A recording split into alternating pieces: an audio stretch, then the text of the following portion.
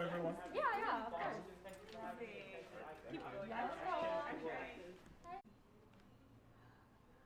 me see if I just people Gmails. The next one. Did she get the hat? I didn't look in the bag. I just knew from the email that one of them is L, one of them is S. So basically,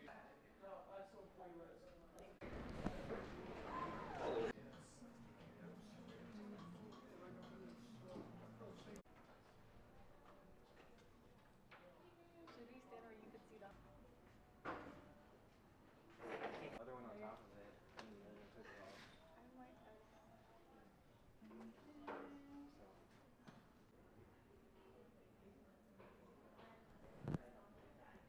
The beauty. So I'm gonna have to leave early. Okay, hi, Jimmy. Hi, what's up? You guys can take a name tag and these are stickers. Oh, cool. Water. We love. I'm so excited for these speakers now. No questions and stuff. Yeah, well, you have to sign. You just have to sign. Imagine we're like, I don't know if I might have. I don't know.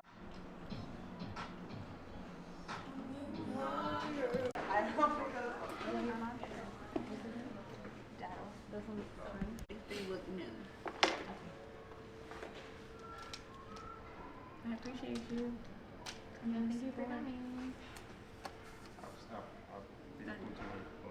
Oh. I was watching him, but I went before he died. He was nice. He said he liked my nails. He's a nice guy. That's all I used to do in New York when I had like seafood all the time. I was on the People's Court. I did everything. And I remember me and my friends, we were so like into it for Jerry that they was like, we need you guys in the front. What are you gonna be teaching? How long teaching the class on Saturday on Thursday? I was into it before it got really bad. I was like, oh, you get a cute mask, like, and then I see them all shut down. But it wasn't foreign to me because you don't know what's happening. I don't understand.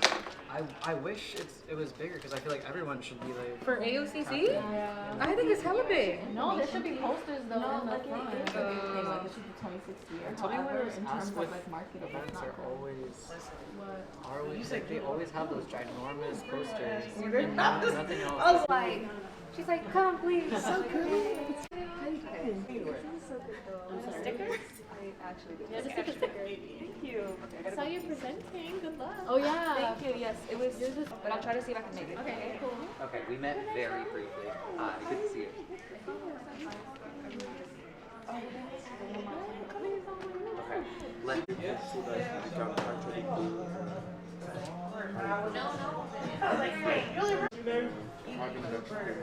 Where are you from? I'm actually from Massachusetts, Western Mass. Which is the Harvard Graduate School of Education. We call it HUBSy because when you enter, it's kind of like a hub. But I saw that here, but also across Harvard, we kind of work in silos. So there's a lot of schools. There's Harvard Divinity, there's the Ed School, we have our engineering school, but we don't always come together and we don't always collaborate. And so something interesting about the iCreate logo, if you see the small I, which the small I has been in for a bit, for a few years now, but the dot, which is really called a tittle, if you didn't know, the dot or the tittle is a Wi-Fi bar, because at iCreate we believe if the connection isn't right, what are we risking? We're also dismantling red tape, hierarchy, and also creating a space where no matter what type of practitioner you are or what industry you're in, you believe you are a creator. I feel too often, and at iCreate, we feel too often that when you hear the word creativity or being a creative, you automatically go to the arts or you go to fashion. But iCreate believes that creativity lives within every sector, every space, no matter if you're in science, if you are in fashion, if you are in the arts, or if you're impacting culture in some way or teaching, you are a creator. And so I wrote up something to introduce our guests. We're really excited. This is Julian Brown, for those of you who do not know. And Julian was fitting to be our third guest for iCreate because he is an interdisciplinary leader. He has not stayed. It's a big achievement. And I'm proud of everybody here, and you guys are definitely smarter than me.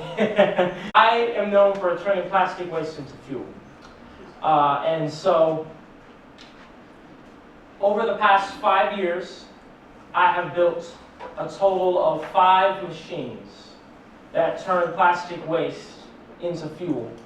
Now, of course, you're probably looking at this and you're saying, like, that math doesn't make sense. There's 6 different little slides here. We'll go over the. Okay, so plastic is the most common material in this world. But despite that, it's not common knowledge what it's made of. Plastic is made of petroleum. It's literally made of the same thing that we make gasoline, diesel, jet fuel from. As a matter of fact, plastic has more energy in it than gasoline, diesel. And I was also about to graduate high school working on this. It was during the COVID years, so like my teacher didn't know, but when we were on the video calls for class, I was actually literally like turning this machine on and making fuel when we were in class. But I was running this off of propane, and I couldn't help but realize how inefficient it was because, okay, this was Mark II. Big change. It went from square to cylindrical. Mark III, right here, for 5 years, what you're seeing is constant change, constant adaptation, and constant innovation, where I'm never married to one design. I'm never married to one principle. I'm seeing what needs to be changed, doing the trial and error, and applying what I'm learning in the field. And I'm currently, this machine here was great.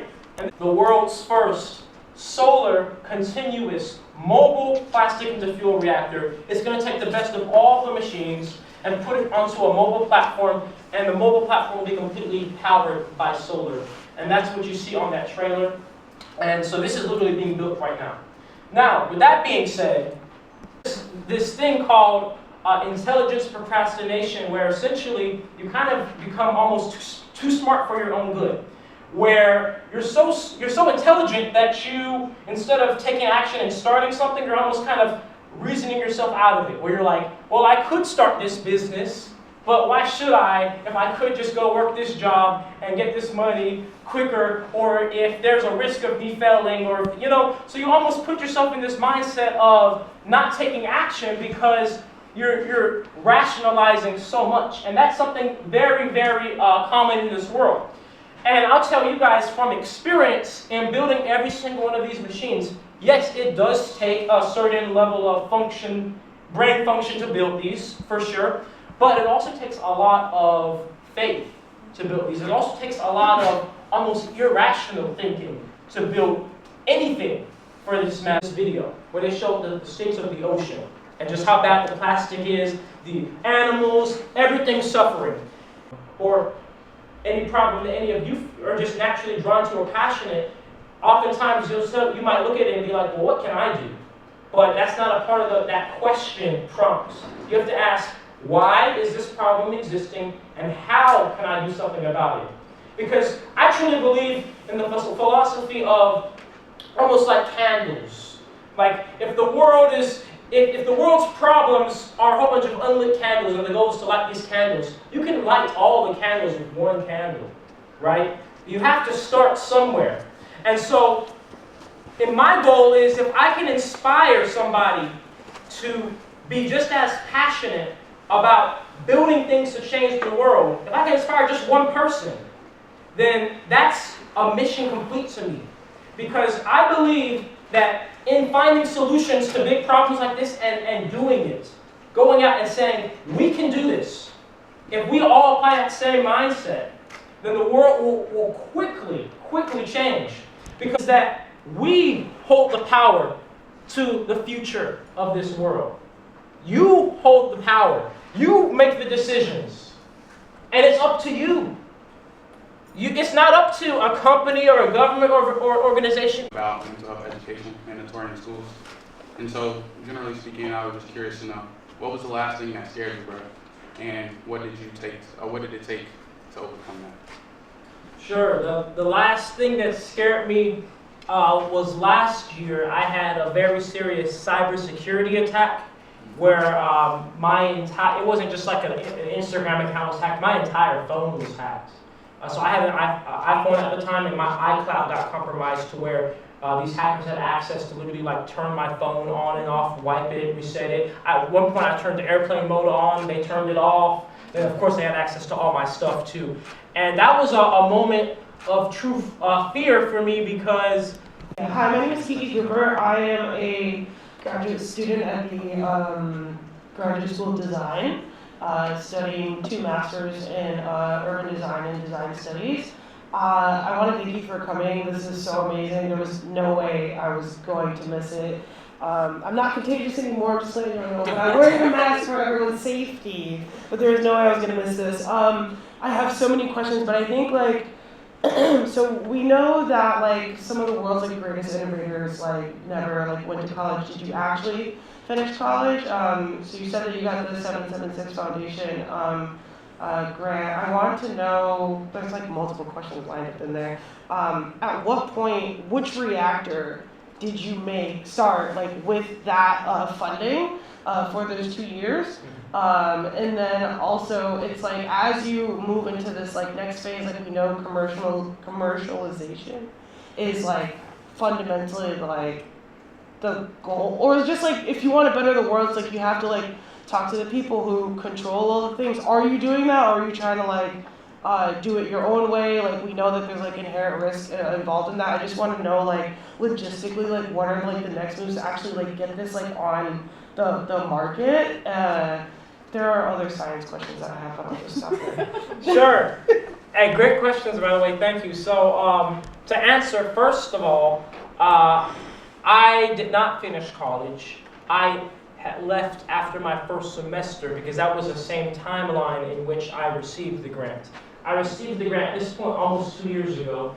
By the time I got the grant, what happened? Well, right before, actually. So, before I got the grant, and when I was enrolling into university, I was currently tinkering with this machine here, the Mark IV machine. And this is the machine that never blew up, but it did catch on fire and almost caught a parent's house on fire. So then I had to stop, I had to decommission it because of that. I heard about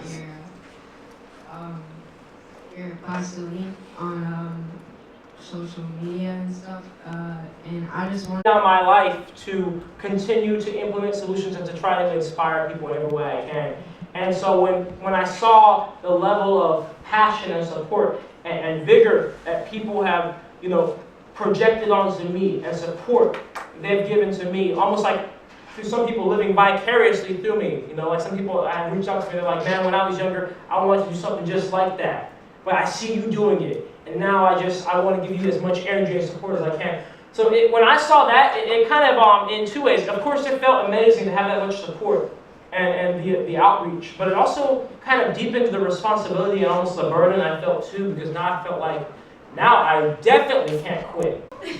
And I'm wondering, because this strong sense of self, it doesn't come from anywhere random.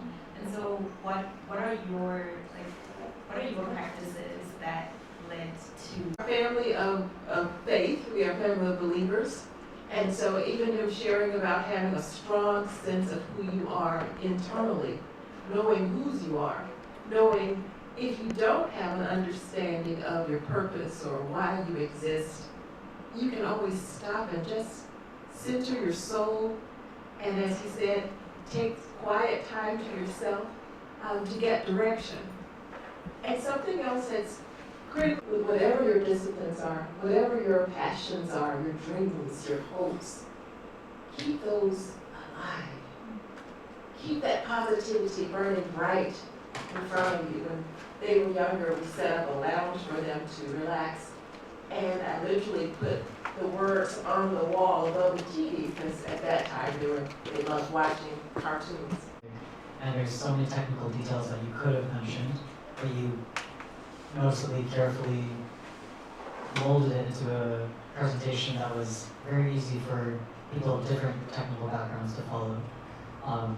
And I'm super interested in your process with that, how you learned to communicate and why you made certain choices that you did in this particular presentation. Or the goal, you know, look, we keep going back to that, but The goal from my beginning, my only intention here was inspiration. It was not to lecture. It was not even to really teach you about pyrolysis. I just wanted to inspire you all. And so that was the goal of the entire presentation. And so even when I put together this deck, the goal was never for you guys to really be looking at the screen the whole time. It was really just so you guys could see what I built, to have an idea of like the scale of things. Great question. Hire people than the government. How do you deal with that, and how do you keep going when you're trying to solve not just a problem, a world problem? Well, that's a great question. And as I was saying earlier, when you're doing something innovative and great and disruptive, you will make people upset. That is just the duality of it. Something I had to learn is that no, it's not just bigger powers or governments that you make upset. You make even just every other day people upset. You know, some people, just like how I told you guys, there's some people who watch me and they're like, I had that same idea and I tried and I didn't go through with it and now I love what you're doing. There's some people that tried and they failed and now they're almost like envious. And a lot of the people that have like given me threats or hacked me or blah blah has not been a lot for a lot of them. It's not been at the end of the day. If somebody's giving you energy, bad intention or good intention, they're still choosing to give you energy, and that's a choice and an exchange. And to me, I almost see it as well. That kind of is proof that I am doing something worth doing, because people are not going, or anything is not going to go against something that isn't worth going against. And so, of course, I'm sure I'm going to have even more and even bigger. It's like, do you feel that sense of urgency that this is like needed now? Oh yes, and I felt it when I was 15 years old. and so that's what always has pushed me to go even beyond. I have some question, just a basic question about your global vision, and how, you know, independently you're able to do so much research and design. Research papers published by universities around the world about this work. And in terms at times when things might be adverse. Great question, great question. And the recovery of when things are difficult, or how I keep myself going when things are difficult, is always going back to the same principle of that I started going, I'm not going to give up, and also the fact that, and it's kind of sad that this is the case, but even after 5 years of doing this, and then also sharing it with the world, I still don't see another person building these like this, pushing out the same thing with the same type of right intention. So I almost have the mindset of like, well, if I don't do it, I don't think it's going to be done. And even if somebody was building these externally, are they building them externally with the right place internally? Because I know in my case, for example, the goal of this is impact. The goal of this is not to just be another billionaire, right? Definitely could go down that route, but I want to actually make an impact on this world and change it and give the world something. That's why this is open source, because we need this.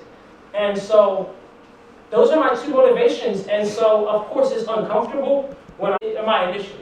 My full name is Julian Alexander Brown.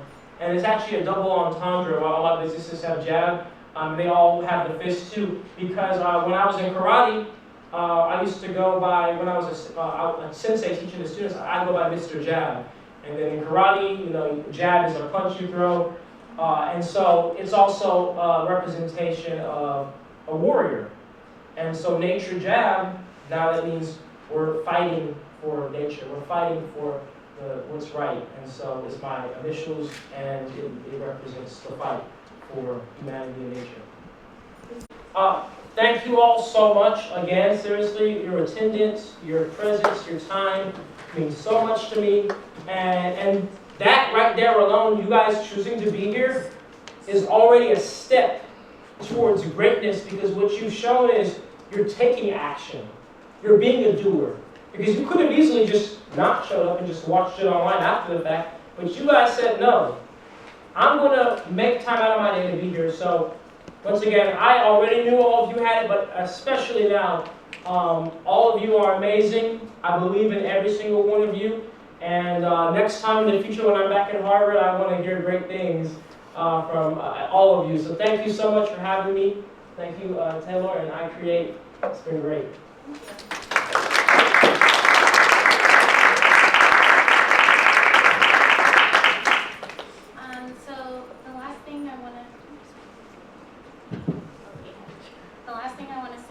to Julian is you're more than a creator, right? Your technology is not just creating a technology, it's the mindset.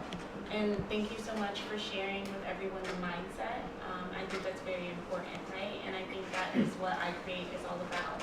Not being boxed in, being interdisciplinary, and sharing just the lows and the highs of how you're maximizing your potential.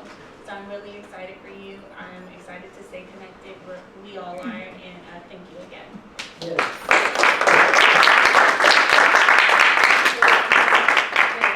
Humble and gracious, but can we give a round of applause for Ms.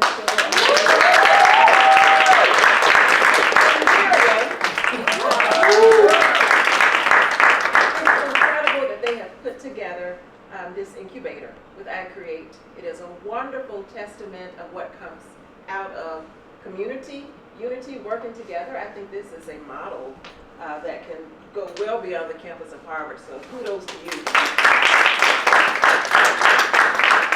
I've written something like iCreate fashion. I know you guys know I love water, so if you have tasted open water today, it is Women's History Month, and I don't know if you guys know, it was founded by a woman. So I wrote something. Her name is Jess Page. She's a woman entrepreneur who set out to rethink sustainability within the beverage industry. Her vision was simple but bold: create a product that reduces environmental impact while also proving that businesses can operate with both purpose and innovation at their core. So please check into Jess Page as well. And I'm all about intentionally purchasing and supporting buy-in, so definitely support her water. Okay? We're going to go into the networking part of the event. You know how we do, take pictures. One thing, we should get a group picture. Yeah, we always do group pictures. That's what I'm going to say. I always forget group pictures. That's why I said that. This is on behalf of Harvard Graduate School of Education. We just want to thank you. Thank you so much. Are I opening now? Yeah, take a picture together with it? Oh, yes. Come out of the light. We can go.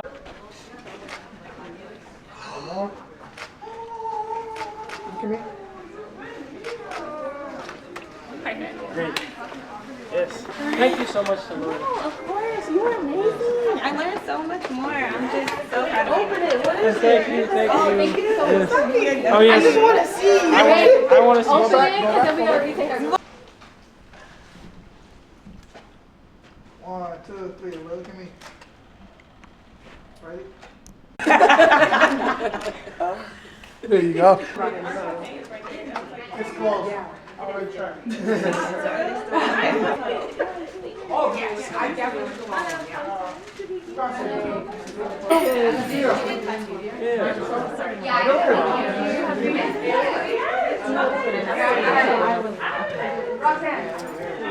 This is from it's all about. Yes, you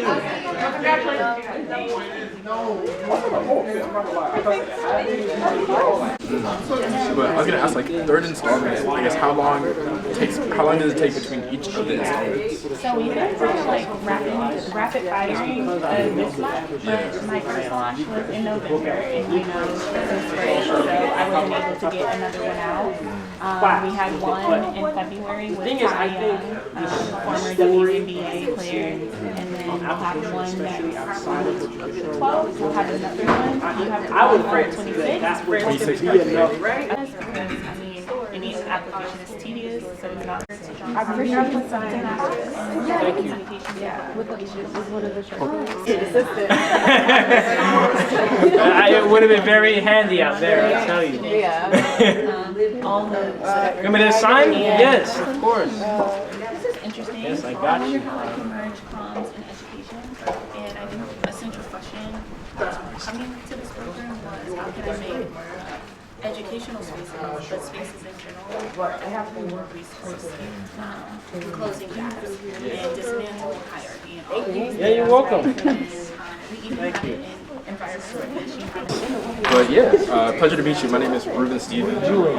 A current junior at MIT. I'm studying mechanical engineering and computer science. And honestly, like a big part of what I wanted to ask you centers around like the work that you're doing, and as it relates to like the stage I'm in with my major is like, okay, I'm gaining these skills. Like MIT is a very technical institution, but I've been really asking myself the question lately about like how do I apply that skill set towards a problem that matters.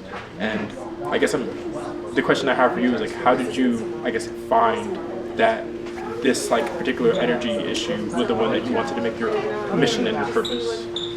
So it started with the plastic waste. I wanted to solve plastic waste. At the moment, I didn't know it could be turned into fuel. I didn't know what could be done with it. All I knew was that it made me angry and upset how it was just rampant around the world and we didn't see anything being done, and I wanted to solve that. And it just happened to be that through research, I learned that it's made of fuel, that it can be turned back into fuel, and that was just a great solution. But if I found out that you could turn plastic into dirt, I would have been, I'm serious, I would have been doing that. I wanted to solve that. So I would say you have to find something that makes you upset, because anger is strong, and it'll keep you motivated. And that's a great way to kind of know what is something you're so passionate about. If there's just something that naturally just makes you like, oh, I can't stand that issue. And then, here's the thing.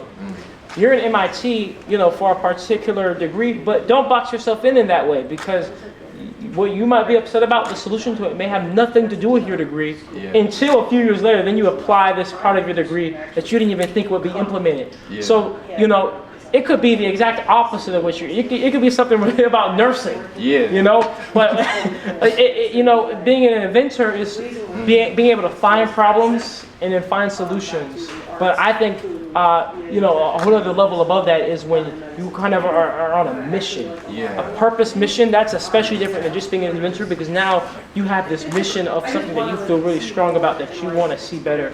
And that's your goal, right? And then everything else is a byproduct. The profit from it is a byproduct. Thank you so much. Hey, thank you. Yeah, I swear I've seen this dude before somewhere. I don't know where. That's actually Some in the future. I don't know. He walked. The minute you walked in the room, I'm like, face looks familiar. Yeah. I think I have a hunch of what it might be, because like I also create like digital content. It might have been through there. And I guess like to that point of like the work you do being bigger than your degree, I think like very similarly, like obviously not on the same like scale at this very moment, but like the issue that I was looking back at is like I come from a pretty low income background in West Palm Beach, Florida, son of Haitian American immigrants, and like getting to MIT was very statistically improbable. Hey, congratulations, man. And so that was a school I wanted to go to.